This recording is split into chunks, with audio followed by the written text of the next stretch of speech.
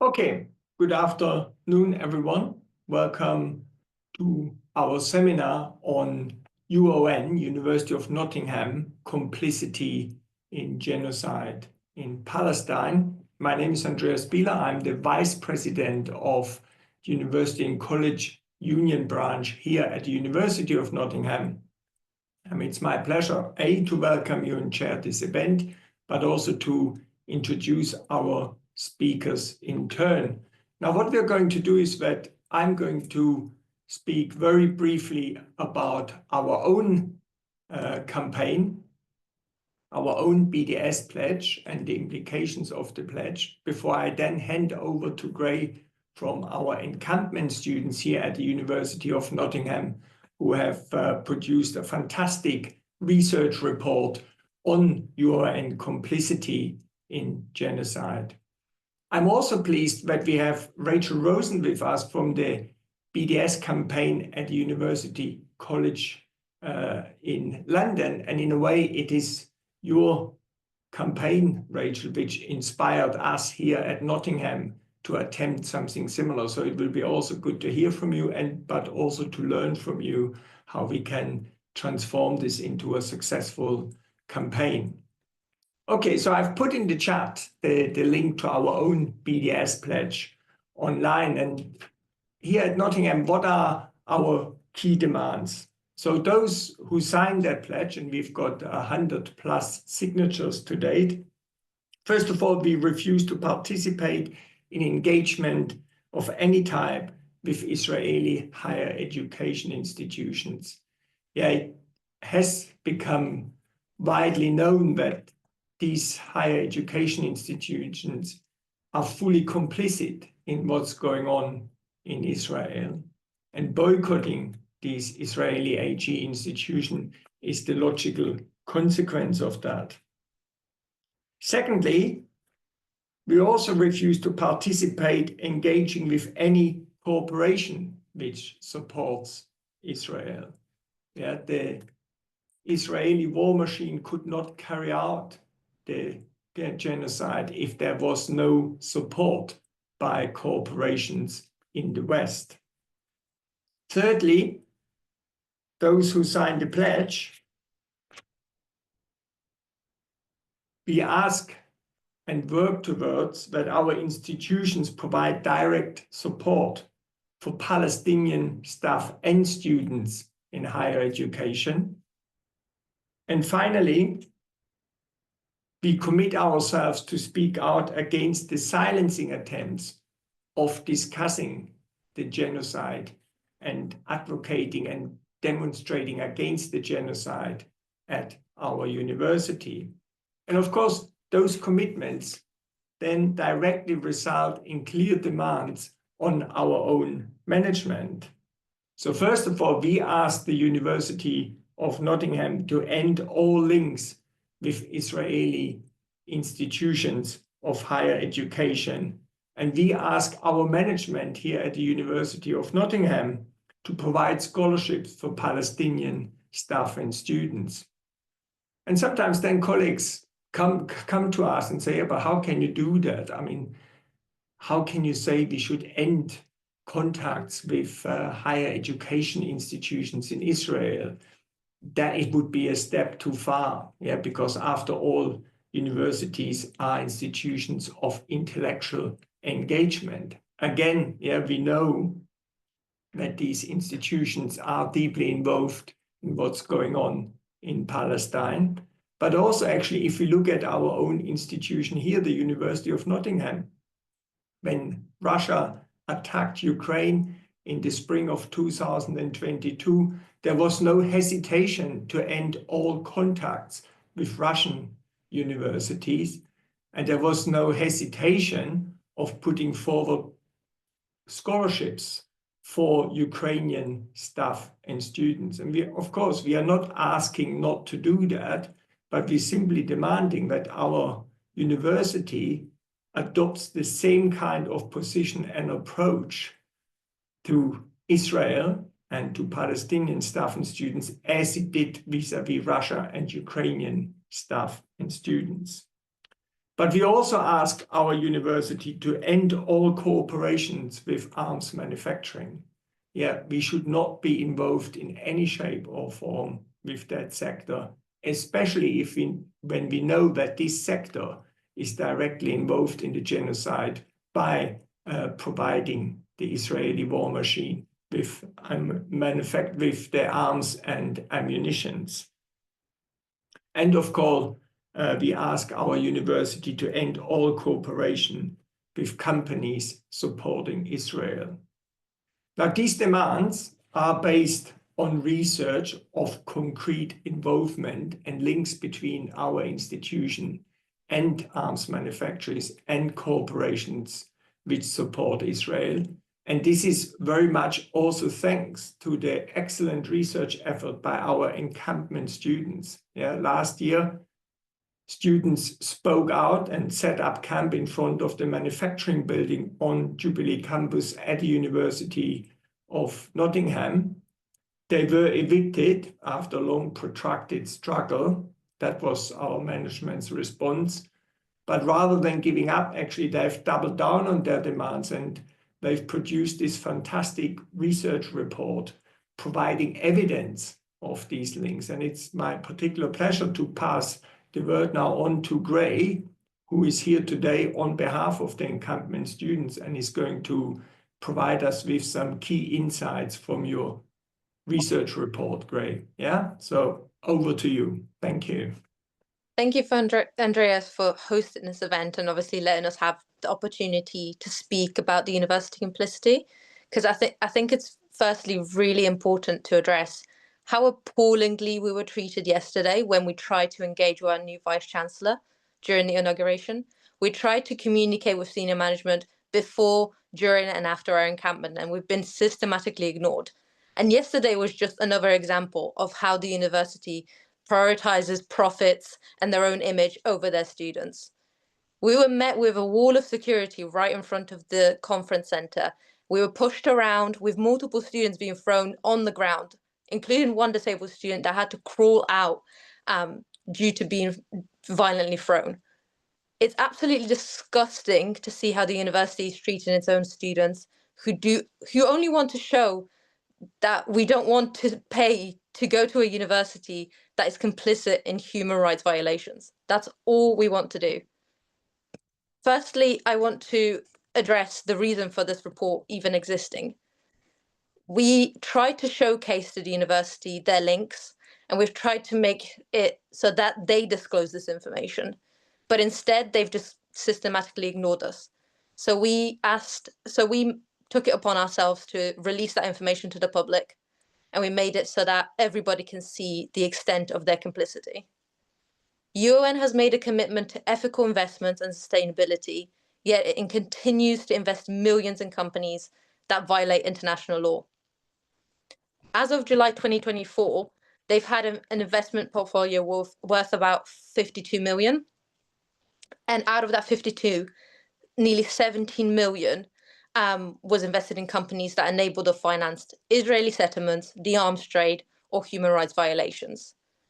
Some key examples of that is Booking.com, which has been named by the UN Human Rights Council as being complicit in human rights violations because they support Israeli settlements. Yet it was on the 2024 investment portfolio.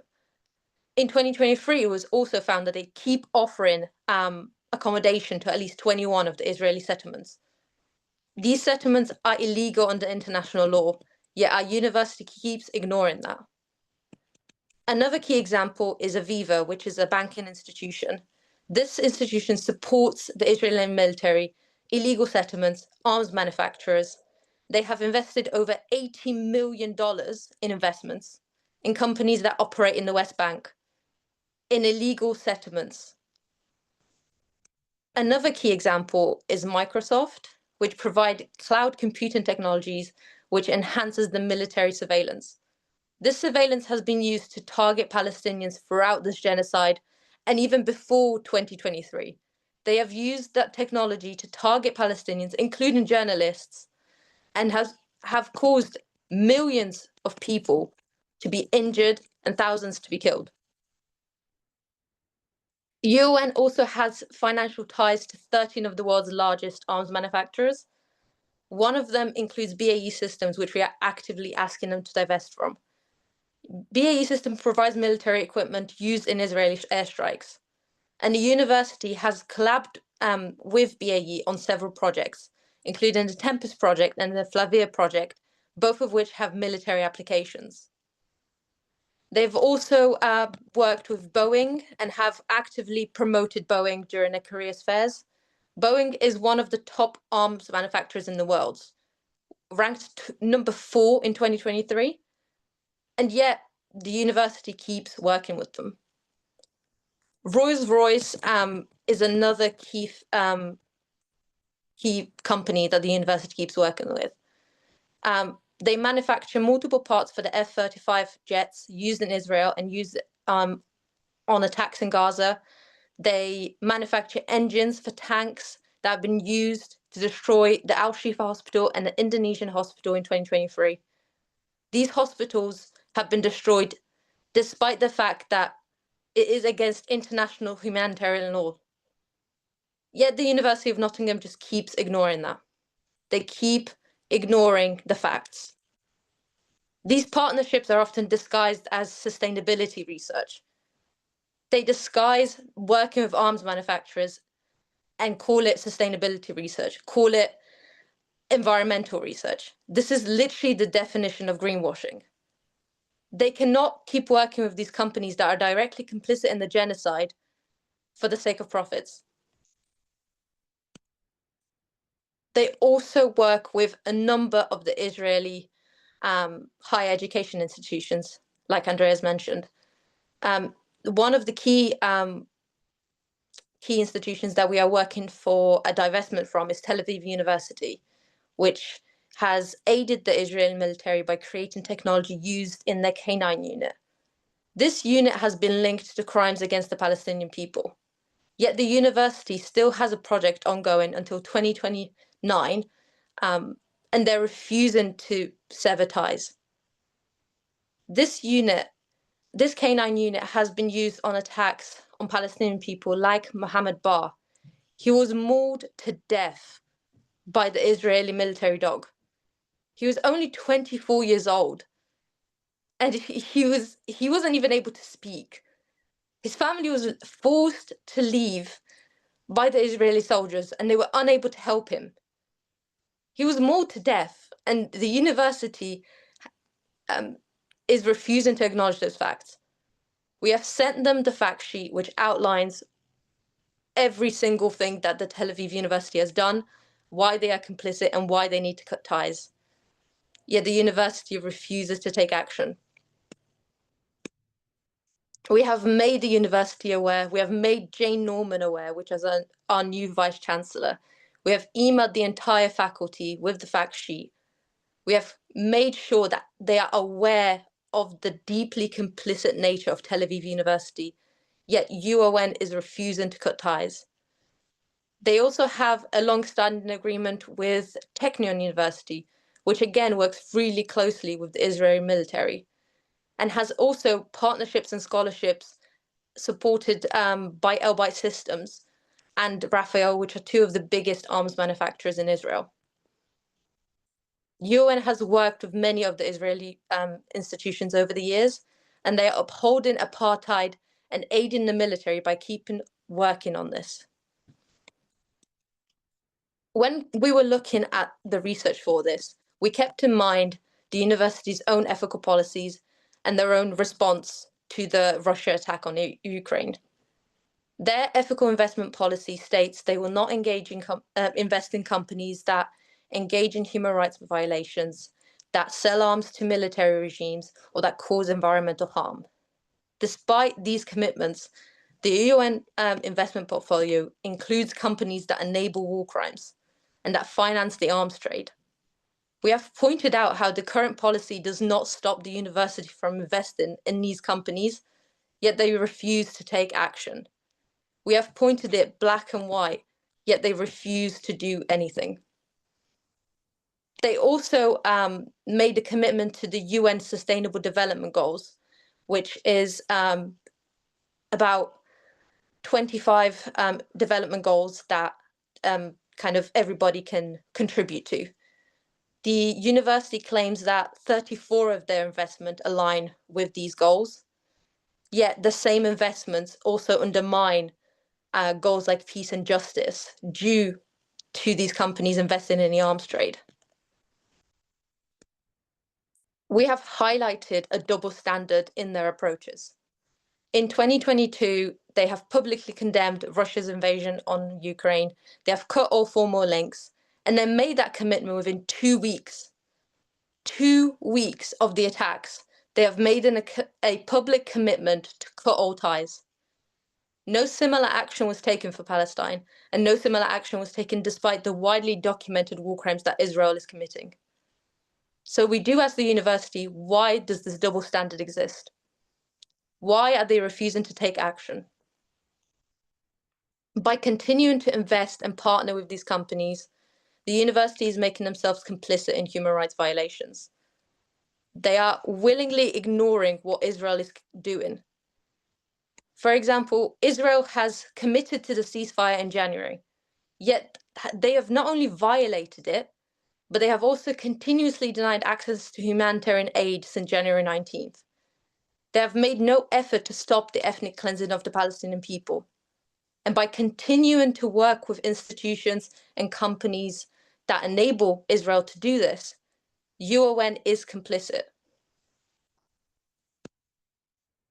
And we know that divestment works. We know divestment has stopped South Africa apartheid. We know it can work again. We have found other universities that have started to make the commitment to divest from arms trade.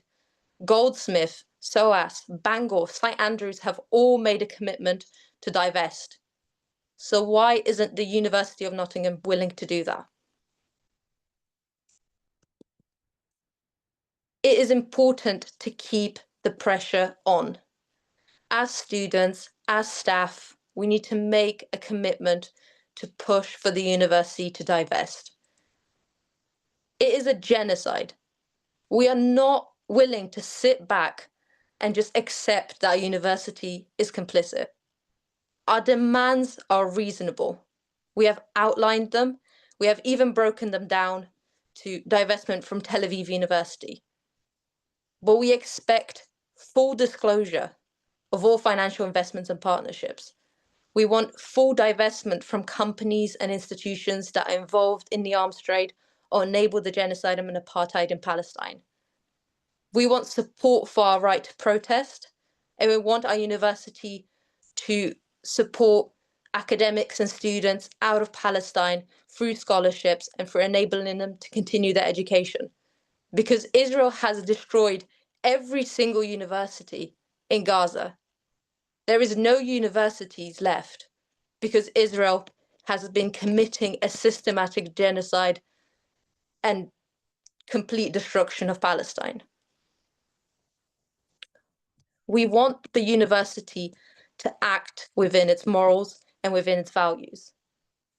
It's also key to remember that we're not just a small group of students. It's a global movement. Even across campuses, the Malaysia campus of UoN is demanding divestment from BAE Systems. We as students are refusing to be complicit in genocide, and we are refusing to just sit back and let our university basically prioritize profit over ethics. And it's not just about Palestine. It is about every single marginalized community that is affected by colonialism, by apartheid, by capitalism. Our university claims to care about reparative justice, yet it refuses to listen to the students that are directly affected by the unethical partnerships and investments. Their performative attempt of saying we care about reparative justice is not enough. We need them to take action and we need them to divest. Staff and faculty can apply pressure, like the UCU pledge is just a great example of what you can do to apply pressure. It's literally just signing on and committing to boycotting Israeli institutions, Israeli supporting companies, and making sure you stand on the right side of history. Students need to make a physical presence, attend protests, wear symbols of solidarity, speak to your lecturers about what is happening. We cannot sit in lectures about mental health while ignoring the trauma that is caused by genocide. We cannot go into our international law classes while our university actively disregards it. It's important to recognize that we all have power and we all have a voice and we all need to speak up. Every single one of us needs to do something. It's signing a pledge, it's speaking to your professors, it's making sure that we keep showcasing the university's hypocrisy until their actions align with their values and with international law.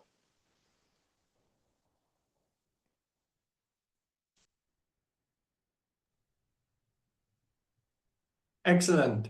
Many thanks, Gray, for that passionate intervention, for the outline of your research results, but also the kind of commitment these results really bring with them. And when I look at that report, I think, I mean, here at the university, one of our tasks at least is also to educate the next generation of researchers. And when I look at that fascinating research report, I think actually our university should celebrate these students for the hard and diligent work they've undertaken in producing that report. And yet you have been fobbed off, as you said at the beginning. The university has refused to engage directly with the encampment students, and it just again demonstrate the double standards of our management, but also ultimately the complicity of our management with what is going on with the genocide in Gaza. Now, our next speaker is a particular pleasure to introduce Rachel Rosen from the BDS campaign at UCL. And really, it was at an event in London when that campaign was introduced, an UCU organized event, that really the idea came to us that actually we could do something or should do something similar here at Nottingham. So I'm looking forward to hear about your experiences, Rachel, how you formed the campaign, what worked, how you managed to get so many signatures, but perhaps also what you find in your own dealing with your management, because similar to the students here at the university, we too as staff in a way have hit the wall with our management who simply blank us. We did invite the Vice Chancellor as well as the Deputy Vice Chancellor to come to this event and outline the university position, but they declined to come either themselves or send a representative. Okay, so Rachel, over to you. Thank you. Great. Thanks very much. It's really good to be here. And thank you very much, Gray, for the kind of moral and political clarity that you're bringing to the discussion and to the, I think that the student movement in particular is bringing to challenging universities' complicity in the genocide against Gaza, but more generally in terms of the violence of Israeli settler colonialism and its Western backers. So what I wanted to do was just to say a little bit about our group, BDS at UCL. I've put the link in the chat for our website, tell you a little bit about our organizing since we began in January 2024. And as Andreas said, some of our lessons and challenges. So we're a group of staff that have come together to commit to the terms of the international boycott, divestment and sanctions movement called for by Palestinian civil society, and to develop other forms of organizing sort of specific to the UCL context, to act in solidarity with Palestinians against the Western-backed Israeli occupation, apartheid, and genocide. So we are kind of our key motivations in coming together is that we see Palestine as a litmus test for the world in terms of the operations of colonial racial capitalism, as Gray has spoken about clearly. and a sort of a spotlight on the bigger questions about the sorts of worlds we want to live in and be a part of building. And so I guess as part of this, it's our responsibility as academics and professional staff working in university sectors about how is it that we act in the world. Silence and neutrality are forms of other forms of complicity. And so what is it that we might do? So these were some of our initial questions we thought about. We took great inspiration from students on our campus who did as with the students at University of Nottingham, showed real political and moral clarity and clear commitment. And so they really inspired us. And we saw that, I think, as Gray has suggested, that there was also a space for staff within this, and that we, I'll say more about this, but about working together, but also having different kinds of levers for action. And of course, first and foremost, a commitment to solidarity with the people of Palestine. So I'll just say a couple of things about what we've done and what we've learned from that. I suppose central to our organizing work has been this pledge that we wrote and officially launched in May last year. And you can find it at our website. I think it's similar to yours. When we first started writing this, we were a very, very, very small group of people, and we weren't sure that we would get any signatories, to be honest. And so we took the approach of speaking, doing a lot of one-on-one kind of contact building work, reaching out to people to sign. And before we even made the pledge and signatories public, we ensured that we had a strong base of pledgers. And this was, partly because we were operating in this context of silencing and repression of solidarity. It's a context that's become even more intense, obviously, as we see, particularly in the US right now, but also in the UK. And so we saw the pledge as, we differentiate the pledge from some form of petition. Right. So the pledge was really, the act of writing the pledge took us about 3 months. You get a group of academics and professional staff in a room, and every word we mulled over, thought about, discussed. But we saw this as part of our political education of ourselves, a building of an organizing of our base. And we've continued to think about the pledge in that manner. Again, it's not just sign it and be done with it. It's about using this as a tool for political education and for building our organizing group. And so that's been, I think, a sort of central lesson for us, is how important that process is. And we really see the pledge as an indication that we're not, our focus is not speaking to management, or that management is the group that has the power, but the belief that we have power as a staff collective. We are the university. It doesn't exist without our labor, without the labor of the students and staff at the university. And so by taking that belief, we think about how we can put pressure on the university to disclose and divest and act in solidarity, but also about what we can do as a staff collective. So our pledge is a way of reclaiming space, both literally and metaphorically, space on campus, to build and consolidate our numbers and to build and consolidate our understanding and solidarity with Palestine. So this ground up organizing model, that kind of actions we can take as individuals or research groups and so on, is really central to the idea. So that from that basis, we've had a kind of multi-pronged strategy. So we've used a number of different means for continuing to reach out to new pledgers, to continue to build our strength. So part of that is political education. So gaining a deeper understanding about the context, about the Israeli genocide against Gaza. So political education has included a talk by Maya Wind, who is the author of a book about the complicity of Israeli universities with the ongoing settler colonialism and genocide in Palestine, co-hosting a talk with some of the student groups with Omar Barghouti, the founder of PACB, the academic boycott campaign. An event this past month about tech and the role of tech in occupation. So we had, for example, people from Microsoft and Cisco speaking about the ways in which their companies were complicit, about the ways in which workers within those companies were seeking to challenge these companies, and about the ways in which we might think about our own university's complicity through their tech links. Finally, just last week, we co-hosted a talk with student groups with Francesca Albanese, the special rapporteur, UN special rapporteur for the occupied Palestinian territories. Now, these events have been really important political education, but they've also come under a range of pressures from both within and without the university. I mean, including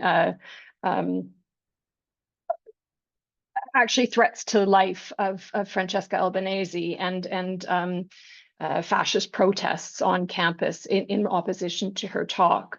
But one of the things that we've been able to do as a BDS group, staff group, but also in partnership with the student solidarity groups, is to persist and to carry on with these events despite efforts to silence them through either sort of technical measures or through these more extreme measures. And so again, we see this ability to persist as coming out of our collective strength, the fact that we can say we have close to 900 pledgers who are committed to these ideas, who want to see this happening. And we also see it as a manifestation of the idea that we are the university, right? So we're bringing this idea into practice. Another aspect of our work has been dedicated to the idea of building solidarity against scholasticide. So the idea that we're countering, but we're also in the kind of abolitionist terms, practices of presence. So we're engaged in practices about building the kinds of worlds we want to be a part of. So we're working with the Emergency Committee of Universities in Gaza, responding to the priorities that our colleagues have put forth there in trying to establish reciprocal relationships, recognizing that while the Western backed Israeli genocide has destroyed every single university in Gaza, the universities continue to exist. The staff, the students continue to study, continue to research, continue to work despite the unlivable conditions that they've been forced to endure.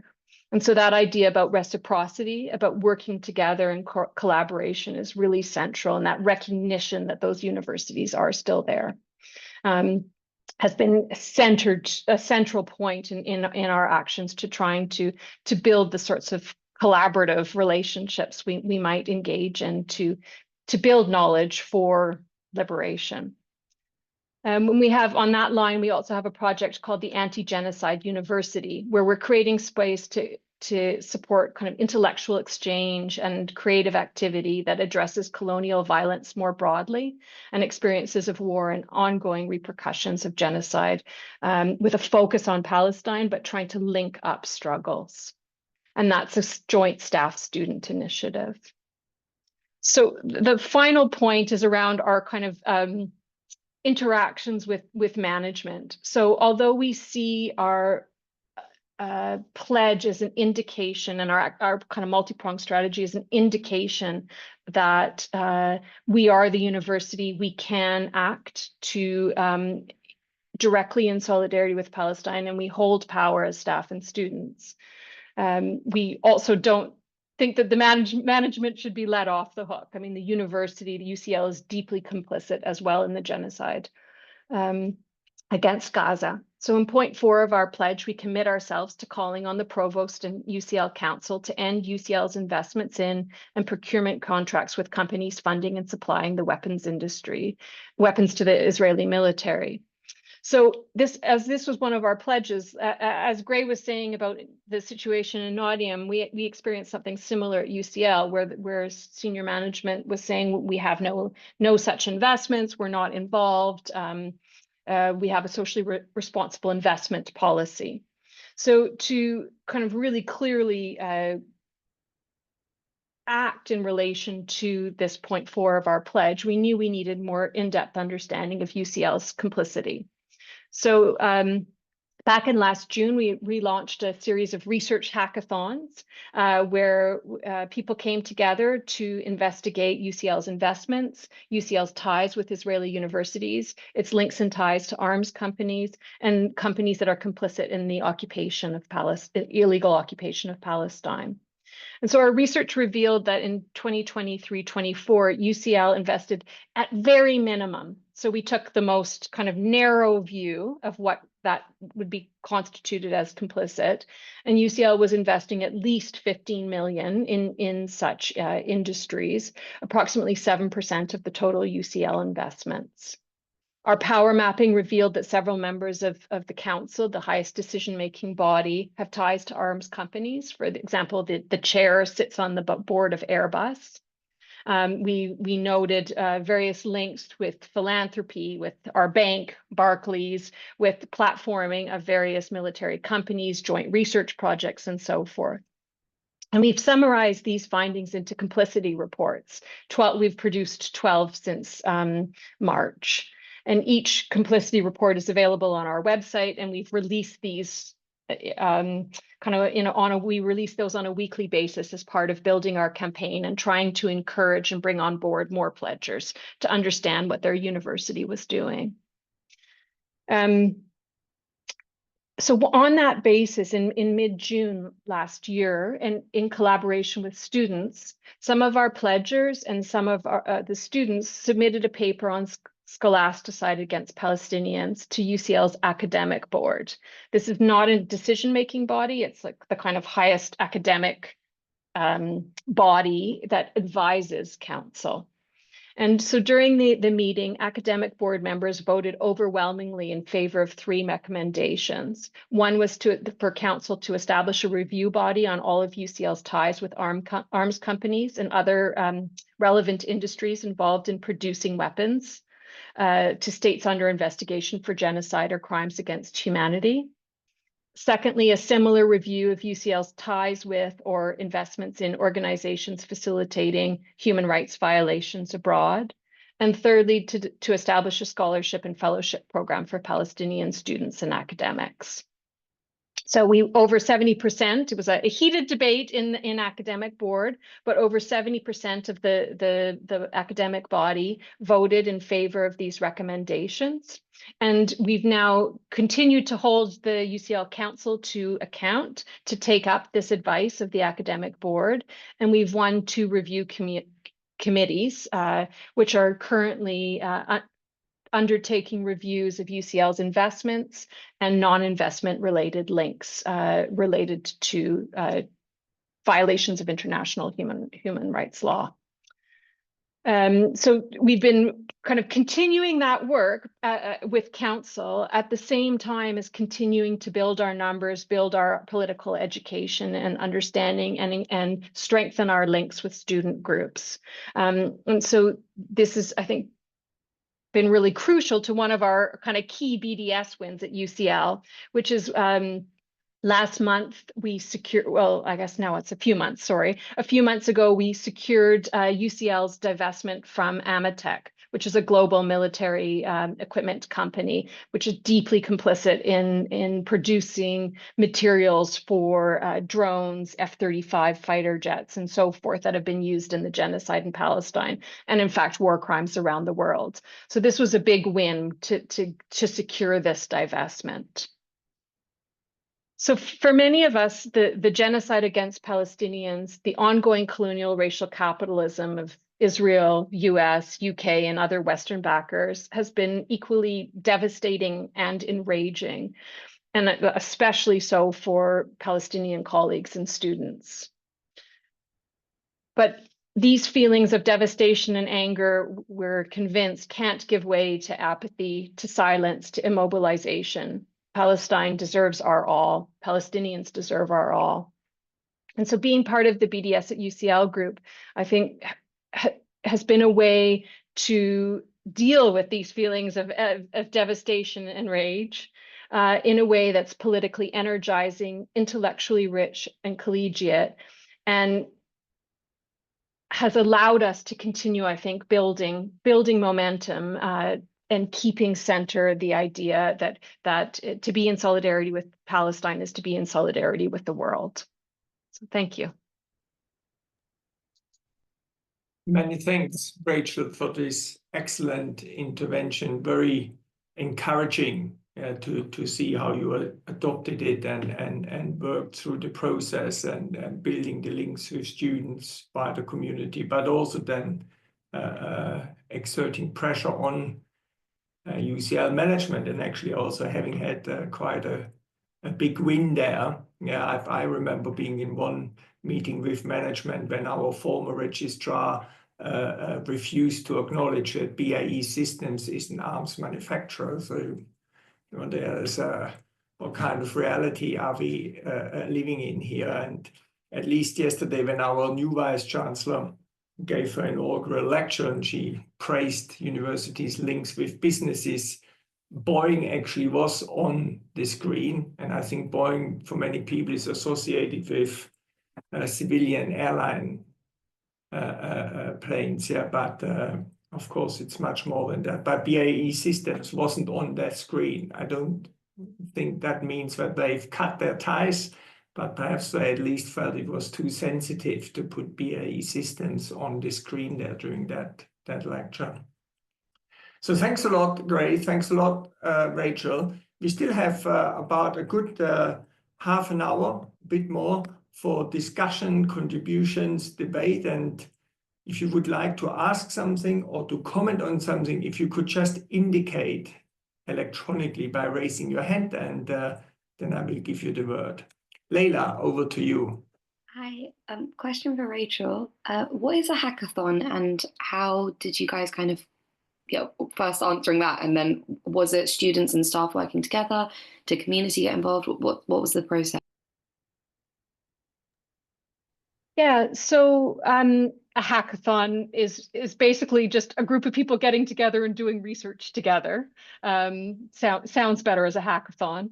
I think what we did was we, as a group, and this was staff and students, although primarily staff in this case, is identify what were some of the key things that we wanted to look at. So, for example, we knew UCL publishes annually its financial reports. So you get a kind of picture in time of its investments. And so we were able to look through the shares that it held at that moment in time and match, then a group of us then matched that up with various lists, boycott lists.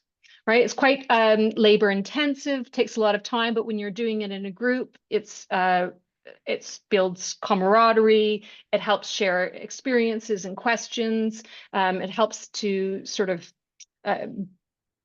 build a sense of our collective strength at the same time as building a research base. So that was one of the things we did, was look at the investments and think about those in relation to the boycott lists. So then we began to build up a picture of the different investments. So ones that we knew were, for example, companies that were on lists for violating the ICJ rulings around the occupied Palestinian territories. And so we could then build up a profile of both how UCL was investing and also otherwise involved with those companies, and also what those companies were doing. And so this then helped us to write our complicity reports. We did other things in those hackathons. So we had another group that was looking specifically at kind of power mapping, right? So who are the players? Who are the members of council? Who are leading faculty? So who are the deans, the provosts, and what are their particular links and connections? And so it's more about thinking there about what sorts of influences it might be coming to bear on the decisions that are being made by universities to not disclose and divest. So these were just a couple of examples of things that we did in the hackathons. I can say more, but hopefully that's a good start. Definitely. Would you be, I don't want to take up too much time now, but would we be able to speak to you, like, as students, about kind of the process for that, just to help kind of give a bit of an example? Yeah, absolutely. I mean, we're really keen to kind of share, and I should say we learned a lot from speaking with others. So we had conversations, for example, with the group at LSE that put together a report about LSE, and I think that's really crucial. Like that we're organizing within our campuses because there's specific things that each of our universities are doing, but also that we're sharing across, right? We're stronger together. So we're really happy to have these kind of conversations. Would you mind if I ask one more question? Sorry, I promise I'll mute myself. So with regards to the stuff you were saying about how you kind of did community building and reaching out to lecturers, all of that kind of stuff, what has the response been like for you, specifically from like engineering departments and the STEM departments and stuff? Because I feel like from a humanities side of things, we tend to get like decent support. You speak to people who work in like political education or philosophy or whatever, the response has generally been all right, but then you start trying to speak to people from STEM and we get emails from them being like, never email us again, or like, or we're just not interested, and all of that. So what's the reaction been like for you, and how might you advise going about speaking to them and building connections? Yeah, I mean, I think similar. What our strategy was we started very much on a personal basis, and that's where we've had our strongest success. So reach out to 5 people that you think will sign it, right? Okay, so if 3 people reach out to 5 people, you've got 15 people. Now that group reaches out. So that was how we sort of started the momentum around the pledge, because people are much more likely, we found anyway, people were much more likely to take it seriously, to think about it, to ask questions, to have conversations, and then sign the pledge if they knew the person who was asking them. Much easier to press delete on an email if you don't know somebody. Right. So we really worked again on this sort of organizing model of person to person kind of connections. What that's meant is we realized we had certain departments, certain faculty where there were far more people who were signed up as pledgers.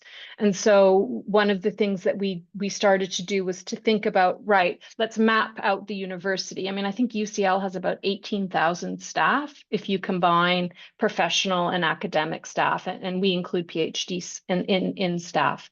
So it's a big group of people. So we thought, let's map this out and think about, where are we not reaching people, and then develop specific strategies for the people that where we think we're not reaching them. So in some cases, it was about, we have one pledger from this particular department. Let's have a conversation with them and think about what might work in terms of reaching out to people in their department, right? So specific strategies for those departments. In some cases, it's about not starting with the pledge. So for example, some of our work around tech right now is definitely about building a better understanding about the way tech is involved in the genocide, and how where our levers of pressure we can exercise in the university to get divestment and to get to break our procurement links, for example, with apartheid tech. Where was I going with that in relation to your question? Sorry, hang on. Let me get back on track. I'm stuck in our event we've just had about tech, which isn't the point. But the tech event is a way also to make connections with people. So we've tried these other ways of connecting. So people who might not be ready to sign the pledge might be willing to come to an educational event. So we're trying to be thinking in those sorts of terms. It's not an all or nothing, and it's not a one shot and then you're out. It's really about ongoing organizing work. Come to an event. So my work is around childhood. So I've done a number of presentations around Palestinian childhoods, and people will often, after the talk, sign on to a pledge when they said at the beginning, I won't. But using ways in to talk with people that doesn't just sort of start and end with the pledge. If somebody has questions, keeping a conversation going. These kind of, I'm not saying anything new. These are basic kind of organizing strategies. Thank you, Rachel. very illustrative also to what we can do as our next steps here. Great. Would you like something about how you cooperated and produced your research report? We've heard from Rachel about the hackathons. How did you go about? Yeah, I think the main thing we did is we reached out to LSE about how they went about their research report. We kind of used kind of theirs as a kind of a template of how to structure as ours, what to focus on. We've reached out to other student groups to be like, how did you conduct your research? What did you look for? We've reached out obviously to you guys at UCU for your input and sharing the report, endorsing it. We've asked organizations, human rights organizations, to kind of endorse the report and like help us out with obviously reaching a bigger group of people. In terms of the actual research side and compiling all that research, I think the main thing was freedom of information requests and like looking at how other people's structured theirs to kind of get the information that we need. Looking at the university website itself, kind of having, it was just a lot of back and forth between different groups, speaking to how other people did their research, using others as basically a guide, because we're all doing the same thing. We're all looking basically at the same kind of key companies, key investments. So yeah, it was just being reaching out for help. The main thing, reaching out for help when we needed it, and yeah.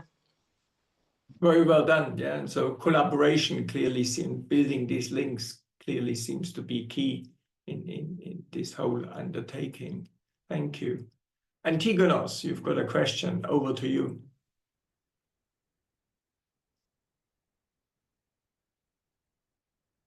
We can't hear you. I can see you've unmuted yourself, but we can't hear you.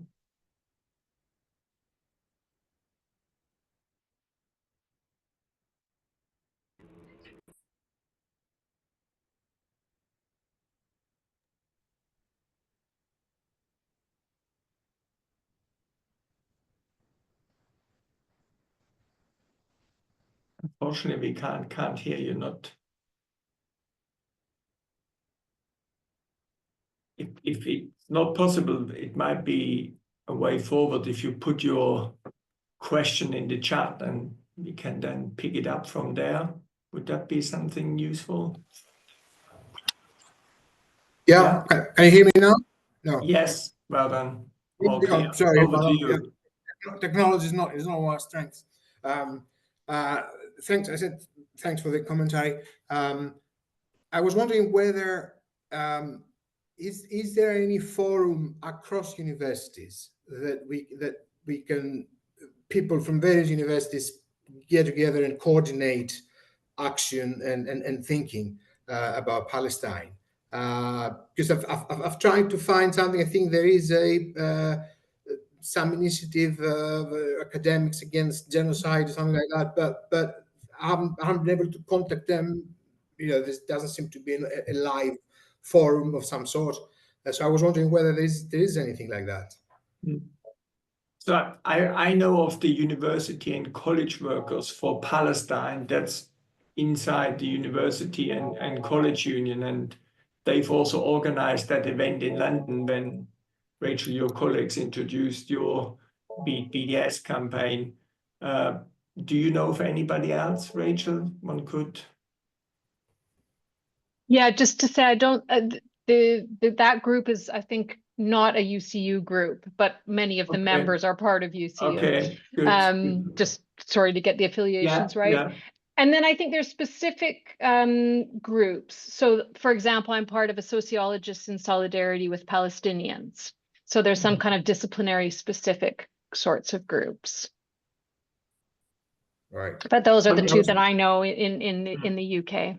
Yeah. Okay. I was thinking something more across universities, across disciplines, something that could get a bigger momentum, become a stronger force, a stronger political force on this. This is what I was thinking. Yeah. Yeah, I mean, this is the group I think Andreas has mentioned, the University and College Workers group. Okay. All right, thanks. I'll see if I can track a more public chat link for them. Hang on. Okay. That would be good. Thank you, Rachel.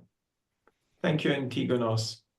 I know this particular group, and one of our colleagues attends the weekly meetings. They always meet on Monday evenings at 7 o'clock. And I think they have been very good in coordinating workplace day of actions in recent months. Anybody else? Any further questions? Who would like to? Yes, James, over to you.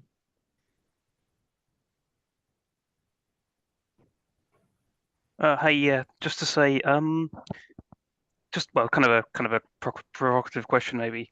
Is cutting links with Israeli universities necessarily a good idea if members of staff there are perhaps not happy with their own institutions in the way that we're not happy with our institution? Are we perhaps denying some people there some solidarity? And to be clear, I don't think we should necessarily have done that in the case of the Russian universities in response to what happened in Ukraine either, because I think the same logic applies. I'm not sure that's necessarily a good strategy, but I'm curious to see what other people might think. Thanks a lot, James, for raising that issue. I think very important, as far as I understand it, and then I pass over to you, Gray and Rachel, is that the BDS campaign is against institutions, but not against individual academics. Yeah, so we wouldn't ask somebody to just cut ties with an Israeli academic because their colleague is Israeli. That person may well be very critical of their own institution, as we are often of our institutions. Rachel, do you want to follow up on that? Yeah, I think that's absolutely right. And James, your question is one that we get a lot when we approach people for pledging. So I think it is an important question to think about. In addition to the point that this isn't a boycott of individuals, but a boycott of institutions, I think it's important to pick up on Gray's points, which were about how complicit Israeli higher education institutions are in Israeli settler colonialism and in the genocide against Palestine, against Gaza. So there are lots of different ways, and Maya Wynn's book is really, I recommend it highly in terms of understanding these issues, but they range from the fact that quite a few Israeli universities are built on, not just 48 Palestine, but are built on parts of the occupied territories, so illegal settlements, according to international law. A lot of these universities have been involved in developing both military technology, but also the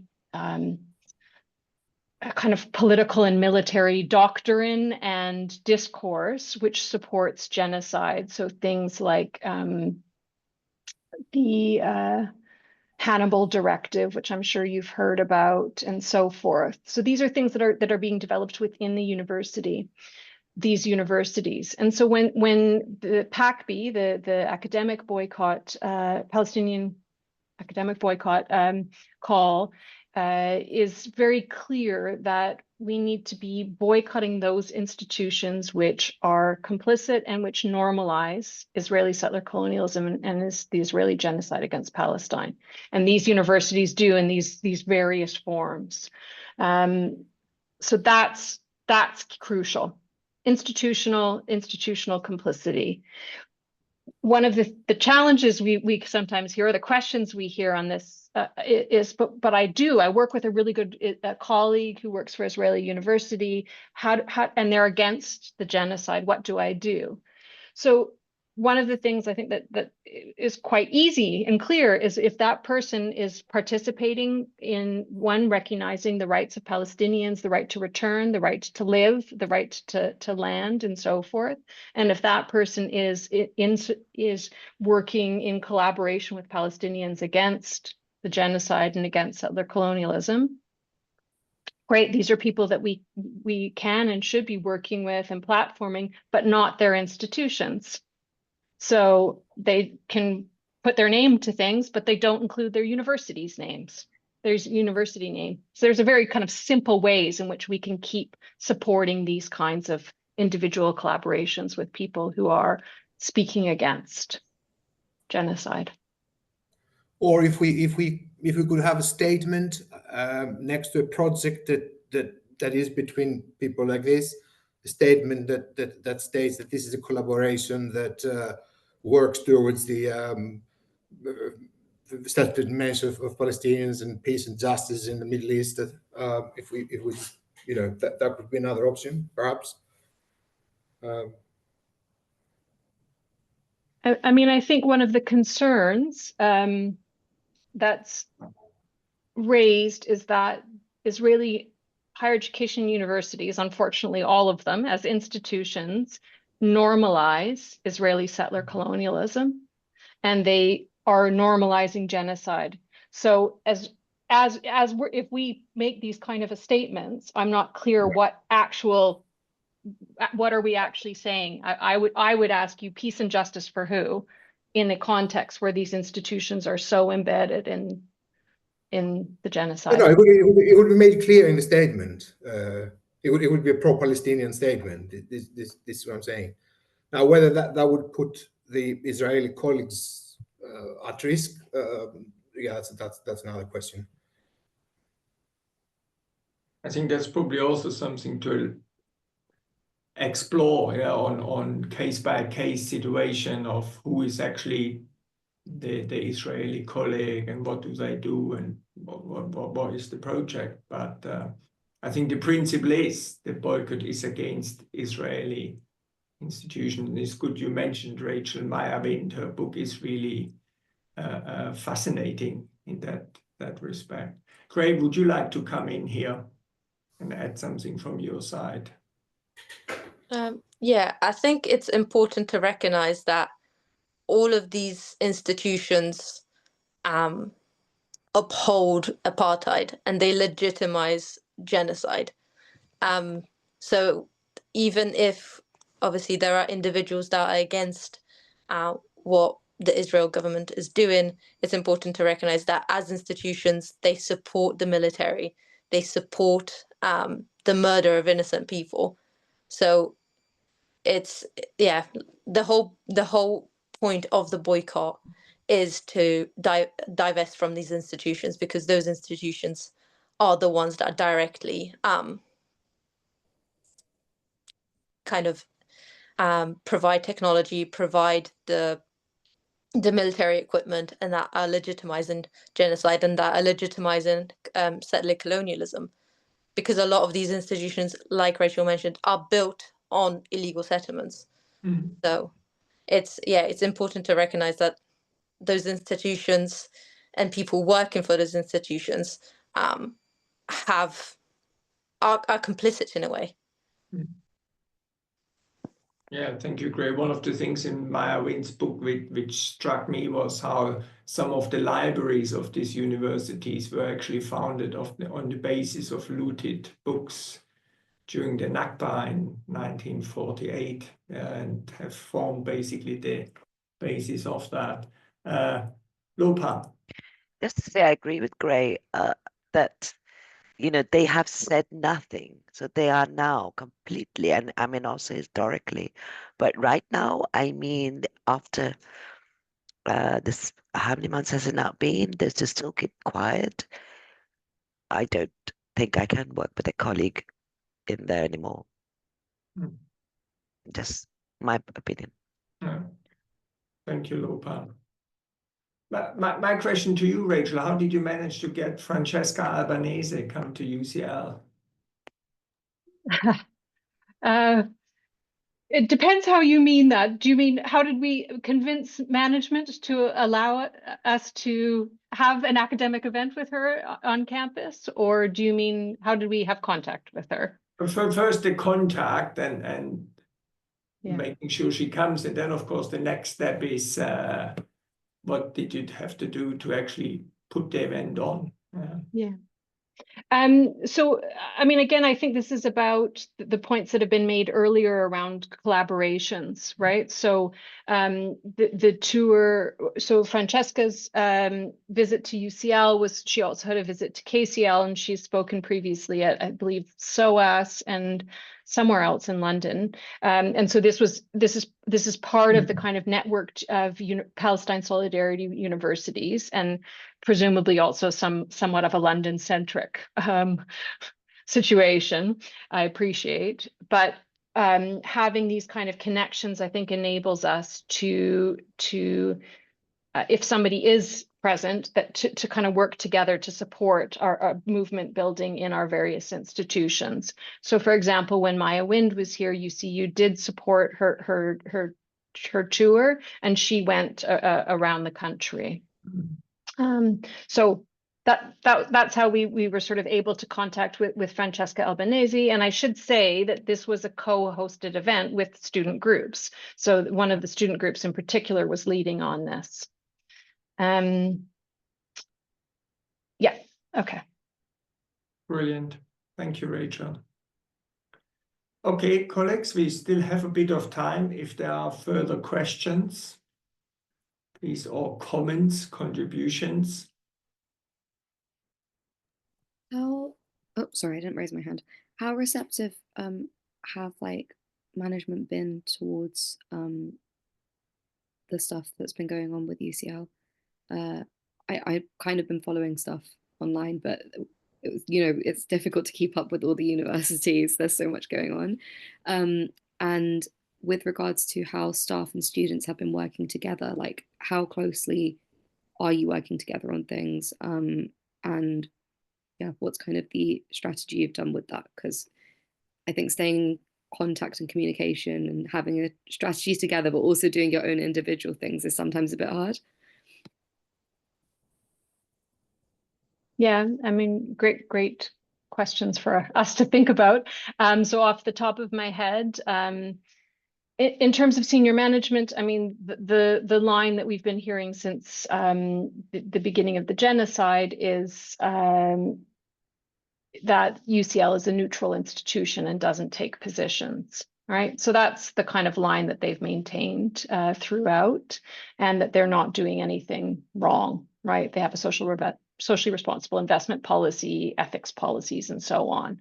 So part of what we've been doing is what you're doing. So exposing the kind of double standards. So the double standards in terms of the actions taken in support of Ukrainians and Ukraine in the face of the Russian invasion, right? So the complete and utter difference in those kinds of responses. And as well, part of our research hackathons were similar, I think, to your complicity report, the student encampment students for complicity report. And that's been to show that if we do have a socially responsible investment policy, why do we have so many millions of pounds invested in military production that's involved in genocide, that has actually Amatec, which we were invested in up until November of last year, was profiting over the genocide. I mean, its share price raised by about, I think, 7% since October 23. Why did we have those investments if we really did have a socially responsible investment policy? So we've continued to kind of expose this idea of neutrality, and also to speak about the again, it's a kind of similar point, I think, that Gray was making, that if our values in terms of higher education are about, and in terms of a university are about knowledge that will improve the world, then what are we doing being engaged in activities that are harming the world and are killing tens of thousands of people? So that's been the kind of type of engagement we've had with senior management. But again, I think our kind of collective staff student strength has meant that management has had to engage with us, right? They haven't done it by choice, but they've had to because of our strength. And in terms of staff and students, yeah, I think that's such an important question, Leila. We realized pretty early on that there was a lot of importance around collective action and collaboration and working together, and that there were different things that we could do as staff and students. So, for example, the academic board paper that where we won support to put pressure on council, this is a staff body, not a student body. And so staff and students worked together to prepare the paper. In fact, students initiated it, and we worked together to prepare it, but staff had to take it forward through the institutional processes. So that's the kind of way we've tried to work together, is to think about where are we best placed, what can we best do as staff or students, where are we best together, and to keep these lines of communication going so that we're working, you know, in conjunction with each other and learning from each other. Thank you, Rachel. When it comes to these proclamations of neutrality, there's this quote widely known by Desmond Tutu. Yeah, if you are neutral in situations of injustice, you have chosen the side of the oppressor, and that, of course, also applies very clearly to the genocide in Palestine. Okay, colleagues, if there are no further signals, no further. There was one question in the chat just about thank you. Yeah. a bit of an update from how the protest went at the East Mids Conference Centre yesterday. We had a short sense of that, but if there was anyone who's happy to speak generally about how that went, that'd be really useful. There's also another question about what to Gray, but to everyone, what do they think that lecturers and staff at UoN in particular could do to support students? Yeah, so there are two things more for the encampment students there. Thank you, Nick. Great. Yeah, so in terms of the protest yesterday, we went to the inauguration to speak to Jane, to engage with senior management, like we've tried to do again and again. We tried to point out that what they're doing and what they're investing in doesn't align with their values. They're not listening to their students. They're going against their own policies. And instead, like I said, we were met with a wall of security. They didn't let us speak. They didn't let us engage. They didn't let us in the building. They refused to even acknowledge what we were saying, what we were there for. We were pushed around. We were dragged to the floor. We weren't listened to at all. Yeah, it was just a great example of what the university has been doing time and time again, which is showing their lack of support for students. We were doing speeches about what is happening, the people that have died, the journalist Sam that has been recently murdered, and the university not only stood there without a care in the world, but they laughed, they mocked us, they didn't care. They didn't care. The university management, Jane Norman, made no attempt to engage with us. We're just a group of students that want our university to not be complicit in the murder of people, and they've just refused to do that. Sorry, what was the second question? Just specifically about what staff, academic, non-academic, at UoN can do to support you. Yeah. So in terms of what staff and faculty can do is obviously try and reach management, try and speak to them, get them to listen to what we're saying. We have sent demand papers to them outlining their complicity and what we demand of them to do. We have followed the protocols, but we do need student and faculty support with pushing those motions through. And yes, being vocal, having a physical presence at things like our protests. So it's just having that public and that vocal support for students. Excellent. Thank you, Gray. Koshka. Thank you so much. Yeah, I just so it was actually my question in the chat, and I just wanted to ask a little bit more specifically in terms of what lecturers can do around our communications with other students. So with students who aren't already involved and might not know what's going on. So whether that's kind of sharing resources, how we can point them towards, what's happening on campus, how we might be able to platform, offer platform for these discussions within our teaching specifically. Do you have any thoughts on that? Thank you, Koshka. Leila, do you want to engage directly with that, or Gray, do you want to come first? Okay, if Leila. you wouldn't mind, Gray. So I think that one of the things we've noticed when even just leafleting the event, the event yesterday and from previous protests, a lot of students don't seem to know about the encampment, about the connections, any of that stuff. But it's quite difficult on Instagram because unless you're trying to engage with Palestine content, a lot of stuff's being shadow banned. Posters will be taken down. They don't encourage this discussion. So a lot of us who are engaged are in a bit of a bubble. When it comes to what lecturers can then share, we've put together all these resources, all of these research papers, all of this information in quite an easily accessible way. We post information about protests, we post information about the university's connections, and that can be just shared at the end of a lecture, for example. Like, by the way, there's a protest happening this week. I actually spoke with some students yesterday who said that their lecturer had told them about the protest and that's why they were there. So that was really like heartwarming to see. And if more professors do that, that helps to bring people in on that engagement side of things. With regards to discussion as well, I think holding that space for students to be able to have that discussion, if it's relevant to the topic, why not bring it up as an example point? Get students thinking about these things, because within academia now, it's quite sad that such huge developments within ethics, within law, within medicine, within whatever, the discussion around that and the ability to critically think, engage in group discussion, engage in the development of our ideas is being suppressed. But as lecturers and as staff, you've got that unique opportunity to be able to say, well, this is my classroom, I'm going to do what I want in it. I don't know what the rules are for lecturers and stuff, so if I'm being a bit naive in how much freedom you have to control your classroom, forgive me.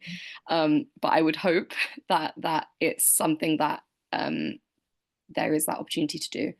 With regards to supporting stuff with this movement, I think definitely building, for us to be able to build more relationships and that kind of collaborative working together as students and staff, as it seems like has been amazingly done at UCL, would definitely be something that I think we should look at developing further across this year, because it gives us so much more strength.